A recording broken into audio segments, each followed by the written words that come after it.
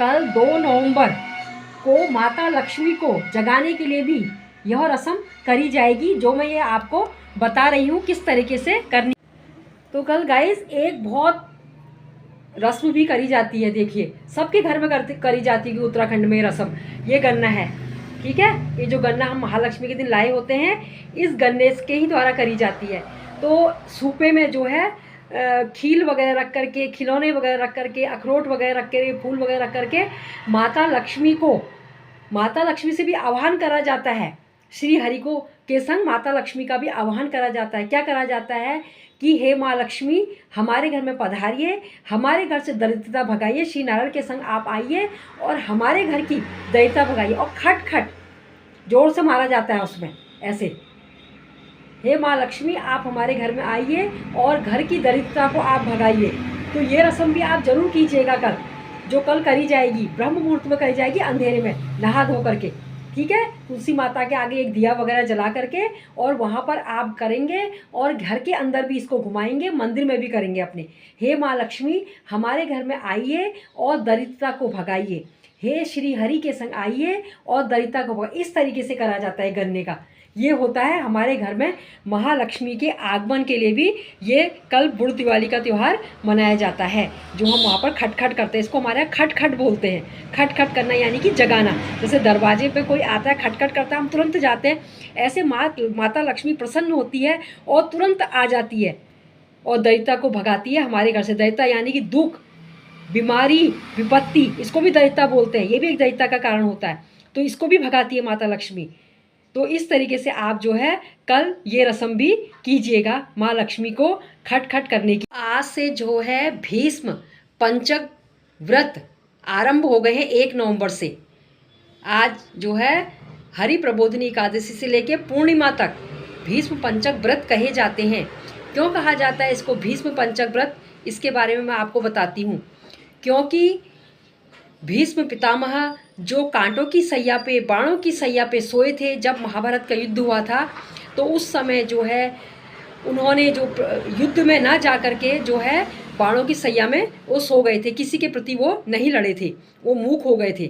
तो जो है इस समय भीष्म पितामह ने जो है अर्जुन से पानी की प्यास लगी, तो उन्होंने, अर्जुन उनको अति प्रिय थे, अर्जुन से उन्होंने कहा हे अर्जुन मुझे पानी की प्यास लग रही है। तो अर्जुन ने जो है उनकी प्रार्थना को स्वीकार किया और जो है धरती में बाण मार के उनके ऊपर जल की, उनके मुंह में जल की धारा दी, जिससे वो तृप्त हुए। तो इसलिए इनको भीष्म पंचक व्रत कहते हैं। भीष्म को भी इसमें जल दिया जाता है। और ये व्रत जो है, कोई अगर मान लीजिए जो व्रत ना कर सके, तो ब्रह्म मुहूर्त में इन 5 दिनों में उठ के, जिन्होंने कार्तिक स्नान अभी तक नहीं करा है, कार्तिक स्नान का महत्व होता है ब्रह्म मुहूर्त में उठ के करना। अगर जिसने अभी तक कार्तिक स्नान नहीं कर रखा है, तो वो आज उठ के, उन्होंने पहला दिन तो कर ही लिया होगा, अब जो है इस पूर्णमासी तक ब्रह्म मुहूर्त में उठ करके इन 5 दिनों में बाल्टी में पहले गंगा जल डालें, फिर जल भरें, उसके बाद स्नान करें हर हर गंगे कह के। तो गंगा माता आपके यहीं पे प्रकट हो जाएगी और आपको जो है तीर्थ स्थान में जाने के बराबर पुण्य प्राप्त होता है, कि ऐसा शास्त्रों में बताया गया है। ये मैं नहीं कह रही हूँ, शास्त्र कह रहे हैं कि इस तरीके से स्नान करना चाहिए। पहले बाल्टी में पानी नहीं भरना चाहिए, पहले बाल्टी खाली होनी चाहिए, पहले उसमें गंगा जल डालिए, उसके बाद थोड़ा सा दूध भी डाल लीजिए और फिर बाल्टी में जो है ठंडा पानी, ताज़ा पानी भरिए, उसके बाद हर हर गंगे कह करके स्नान करिए। तो इस तरीके से ये 5 दिनों का जो है स्नान किया जाएगा। कार्तिक पूर्णिमा, जो पूर्णिमासी के दिन 5 तारीख को जो है गंगा स्नान समाप्त हो जाएगा, कार्तिक स्नान समाप्त हो जाएगा 5 तारीख के दिन, जो हमारी जो है कार्तिक पूर्णिमा, और जिसको गुरु नानक पूर्णिमा भी कहते हैं, जो 5 तारीख को है। इस बार स्नान और दान की पूर्णिमा एक ही दिन है, क्योंकि द्वादशी तिथि 6 होने के कारण ये ऐसा पड़ा है त्यौहार।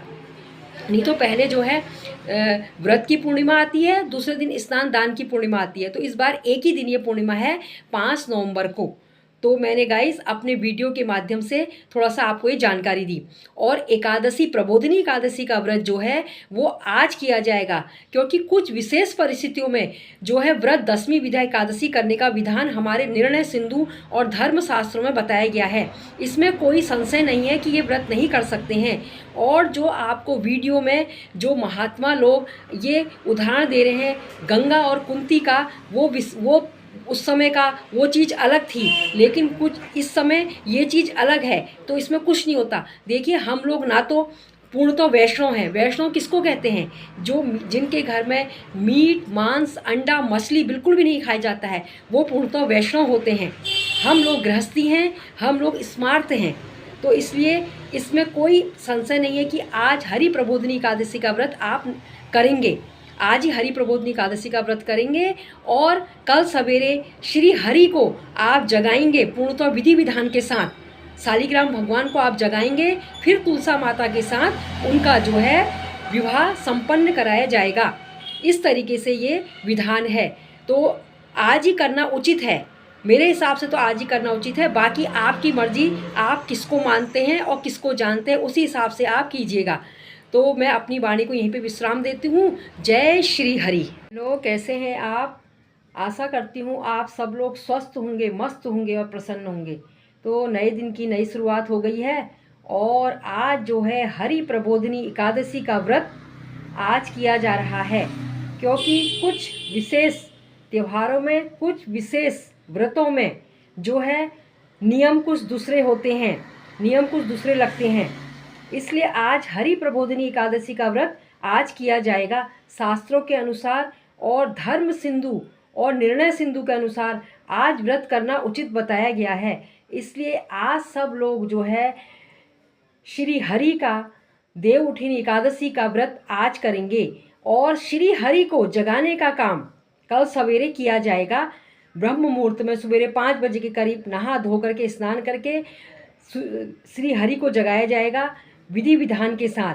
तो इस तरीके से देव उठनी एकादशी, जिसको हमारे यहाँ बुढ़ दिवाली कहते हैं, हमारे उत्तराखंड में इसको कहते हैं बुढ़ दिवाली, या दोबारा जो है आज दिए जलते हैं और तुलसा माता के आगे ऐपड़ दिए जाते हैं। आज भी दिवाली की तरह ही उत्सव मनाया जाता है, जब श्री हमारे जागते हैं, मंगल कार्य करने के लिए आ जाते हैं इस धरती पे और भोलेनाथ को आज कहते हैं अब मैं आ गया हूँ, अब आपका कार्य समाप्त, अब मेरा कार्य शुरू। तो इसलिए जो है देव उठनी एकादशी का व्रत, देवोत्थान एकादशी का व्रत, प्रबोधिनी एकादशी का व्रत आज किया जा रहा है। तो इसलिए मेरे सब्सक्राइबर जो मेरा यूट्यूब देखते हैं आज देव प्रबोधिनी एकादशी का व्रत करेंगे, मुझे ये आशा और पूर्ण विश्वास है।